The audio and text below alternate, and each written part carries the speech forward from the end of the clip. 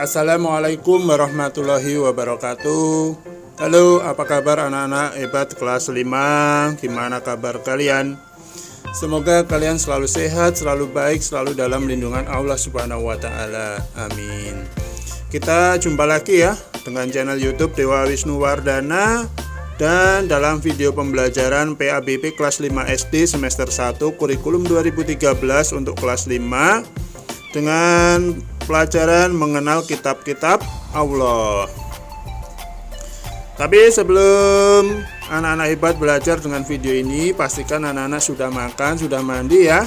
Duduk yang nyaman dan jangan lupa awali kegiatan kalian dengan membaca doa supaya kegiatan belajar kalian mendapatkan ridho, mendapatkan rahmat dari Allah Subhanahu wa Ta'ala. Amin.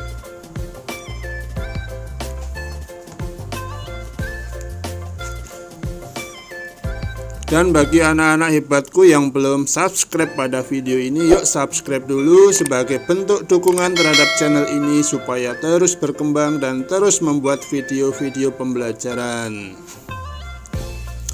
Oke anak-anak hebat, kita lanjutkan ya, mengenal kitab-kitab Allah Subhanahu wa Ta'ala. Salah satu rukun iman bagi umat Islam adalah beriman kepada kitab Allah.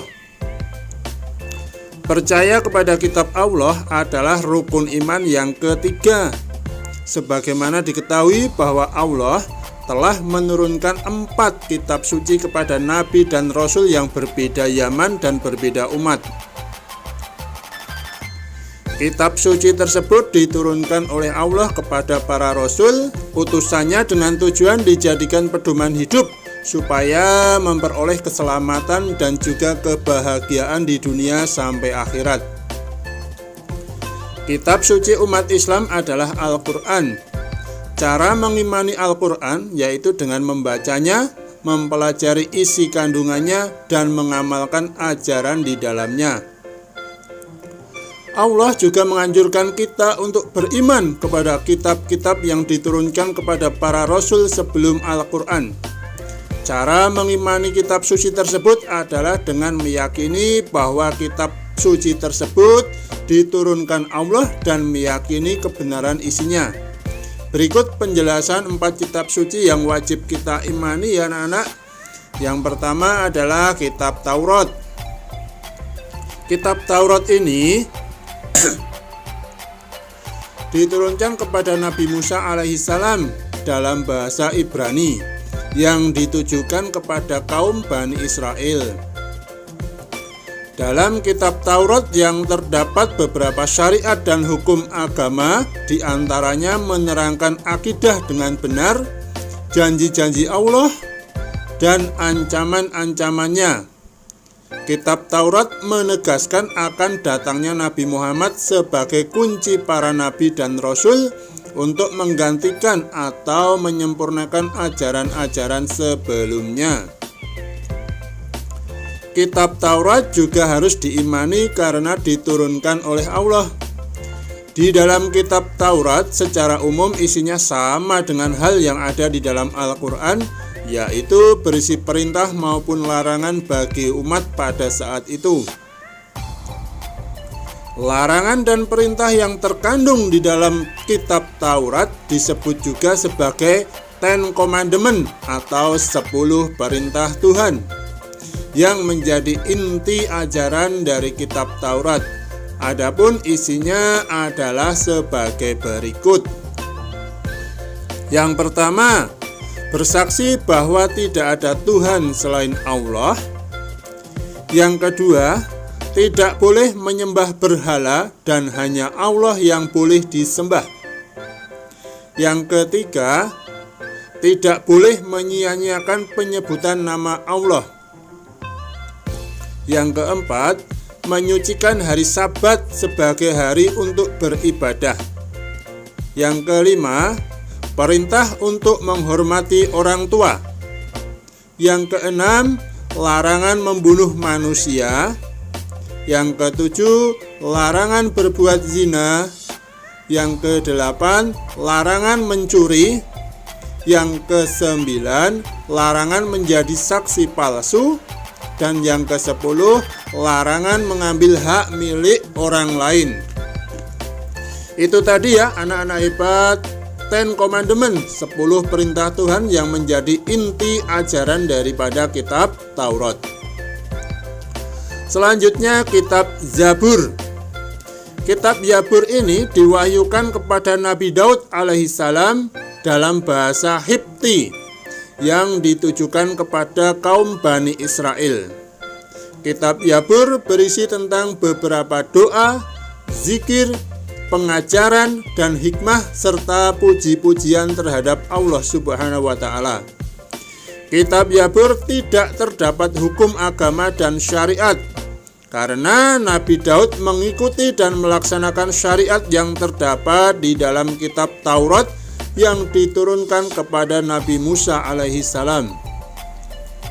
Nabi Daud selalu mengamalkan dan menyebarkan ajaran dari kitab yang diwahyukan oleh Allah. Allah memberikan mukjizat kepada Nabi Daud, diantaranya dapat melunakkan besi dengan tangan kosong. Selanjutnya yaitu kitab Injil. Nah, kitab Injil ini diberikan kepada Nabi Isa alaihissalam dalam bahasa Suryani atau Ibrani untuk kaum Bani Israel. Kitab Injil berisi beberapa hukum dan mengajarkan manusia agar kembali kepada Allah. Nabi Isa bertugas memperbaiki agama Bani Israel yang telah menyeleweng. Kitab Injil menerangkan tentang kedatangan Nabi Muhammad SAW. Kitab ini juga mengikuti Taurat yang diturunkan kepada Nabi Musa. Kitab Injil yang diwahyukan Allah telah hilang sejak Nabi Isa diangkat ke langit.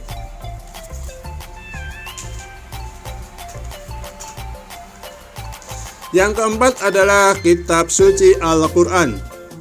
Al-Quran diturunkan kepada Nabi Muhammad SAW dalam bahasa Arab.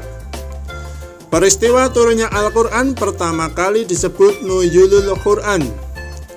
Al-Quran memiliki keistimewaan, yaitu berlaku untuk seluruh umat manusia sepanjang masa.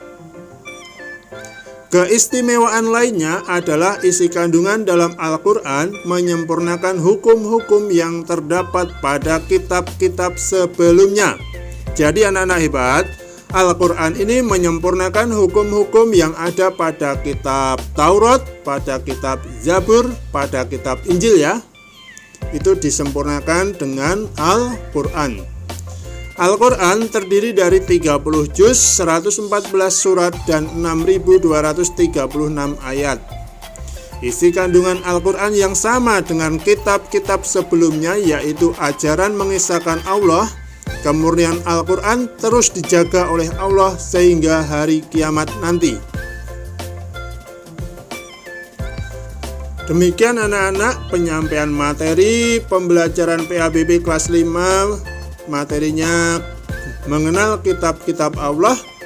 Apabila anak-anakku ada yang belum paham, bisa diputar lagi videonya atau bisa juga tanya ke Bapak Ibu guru kalian. Selanjutnya anak-anak ada 5 soal. 5 soal ini harus anak-anak kerjakan di buku tugas kalian, diberi nama. Kalau sudah selesai, difoto dan dikirimkan ke Bapak Ibu guru kalian supaya dikoreksi dan diberi nilai tugas kalian. Selamat mengerjakan ya, kerjakan dengan sungguh-sungguh.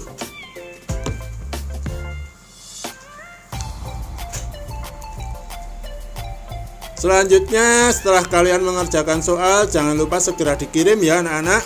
Dan di sini akan Pak Guru sampaikan glosarium kita. Yang pertama, akidah. Akidah itu artinya keyakinan yang teguh di dalam hati. Yang kedua, iman. Iman itu artinya kepercayaan yang berkaitan dengan agama.